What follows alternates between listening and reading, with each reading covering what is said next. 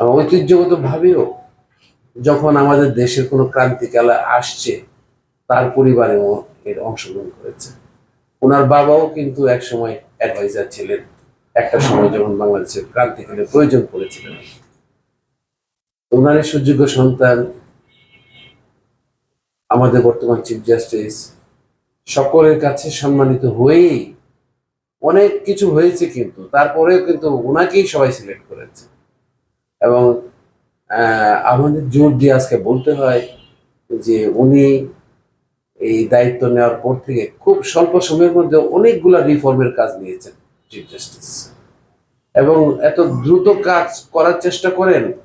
মেধা আছে বলেই এটা সম্ভব হচ্ছে। এটার জন্য আমরা আজকে আলোচনায় কেন এটা আনতেছি, যে জুডিশিয়ারি যে এই সময়ে সার্ভাইভ করছে সুন্দরভাবে, জুডিশিয়ারি যে তার মান মর্যাদা রেখে সামনে যেতে পারছে, এটার অনেকটা কৃতিত্ব কিন্তু আমাদের মাননীয় প্রধান বিচারপতি মহোদয়।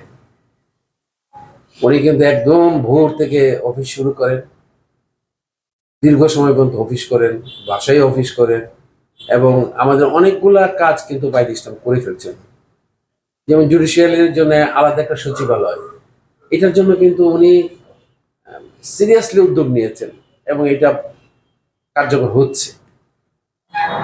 আমাদের সেপারেশনের, জুডিশিয়াল সেপারেশনের মধ্যে যে নীতিমালাগুলো ছিল সেগুলোকে উনি সিরিয়াসলি কার্যকর করার চেষ্টা করছেন। উনি মাননীয় প্রধান উপদেষ্টা, মাননীয় আইন উপদেষ্টা এবং অ্যাটর্নি জেনারেল, এদের সবাইকে নিয়েই এভাবে কাজ করছেন যেন তোমরা একটা অ্যাটমসফিয়ার পাও যেখানে বসে ন্যায় বিচারকে নিশ্চিত করা যায়, ন্যায় বিচারকে কার্যকর করা যায়, কোর্টের মর্যাদাটা রাখা যায়। এবং আমাদের যে কোর্টের মর্যাদা রেখে আমরা ন্যায় বিচার করে যে কাজটা করবো, প্রকারান্তরে দেশকেই গঠন করা, দেশের কনস্টিটিউশনকে রক্ষা করা। আমরা যদি এগুলোকে রক্ষা করি, দেশটাকে দুর্নীতিমুক্ত করতে পারি এবং আমরা সবাই মিলে কিছু কাজ করি, তাহলেই আমরা পৌঁছবো, লক্ষ্যে পৌঁছবো। অ্যাজ ইউ নো যে চিফ জাস্টিস একটা নির্দেশনা দিয়েছেন, 12 দফা নির্দেশনা দিয়েছেন, রোড ম্যাপ দিয়েছেন। এত অল্প সময়ে অনেক ডিপার্টমেন্ট এটা করতে পারেনি, বাট আমাদের মাননীয় প্রধান বিচারপতি মহোদয়, আমি আগেও বলেছি, খুবই ডাইনামিক, খুবই পরিশ্রমী এবং তোমাদের নিয়ে ভাবে। এমন নয় যে, আমি ওনাকে দেখেছি রাত দিন কিন্তু জুডিশিয়ারি নিয়ে ভাবে।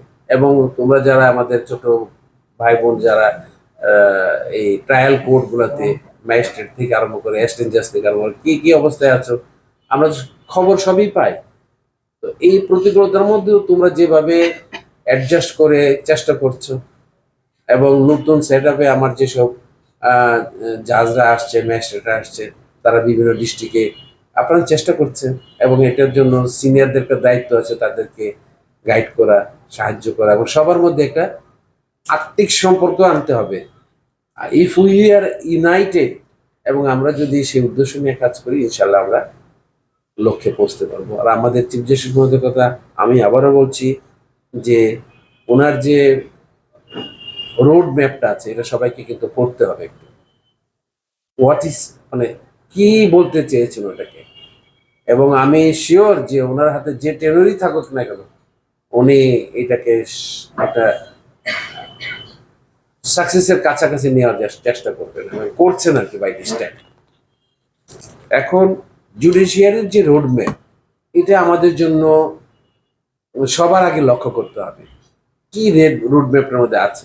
আর 12 দফা যে নির্দেশনাটা দিয়েছে, সুপ্রিম কোর্টের বিভিন্ন সেকশন এবং অনেক তথ্য, অনেক ট্রান্সপারেন্ট, অনেক কাজ করছে।